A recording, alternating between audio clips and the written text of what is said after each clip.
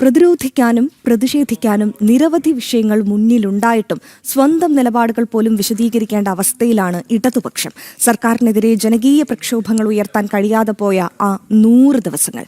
ഇതിനിടെ ED raid മുതൽ പ്രതിപക്ഷ ഉപനേതൃപദവി തർക്കം വരെയുള്ള വിഷയങ്ങളിൽ പ്രതിപക്ഷം തന്നെ പ്രതിരോധത്തിലാണ്. 100 ദിനങ്ങൾ സർക്കാരിന്റെ മാത്രമല്ല, ഭരണ തുടർച്ച നഷ്ടപ്പെട്ട് പ്രതിപക്ഷ നിരയിലെത്തിയ ഇടതുമുന്നണിയുടെയും വിലയിരുത്തലാണ്. തെരഞ്ഞെടുപ്പ് പരാജയത്തിന്റെ ആഘാതത്തിൽ നിന്ന് പൂർണ്ണമായി മുക്തമാകാത്ത മുന്നണിക്ക് ശക്തമായ പ്രതിപക്ഷമായി മാറാനും കഴിഞ്ഞില്ല. സർക്കാരിനെതിരെ ഉയർത്തിക്കാട്ടാൻ നിരവധി വിഷയങ്ങൾ മുന്നിലുണ്ടായിട്ടും അവയെ ജനകീയ സമരങ്ങളാക്കാൻ LDFന് സാധിച്ചില്ല. വാർത്താ സമ്മേളനങ്ങളിൽ സർക്കാരിനെ വിമർശിക്കുന്നതിലൊതുങ്ങി പ്രതിഷേധം. പ്രതിപക്ഷ വിദ്യാർത്ഥി യുവജന സംഘടനകളും കാര്യമായ ഇടപെടൽ നടത്തിയില്ല. മുന്നണിക്കുള്ളിലെ അഭിപ്രായ വ്യത്യാസങ്ങൾ കൂട്ടായ സമരങ്ങൾക്കും തിരിച്ചടിയായി.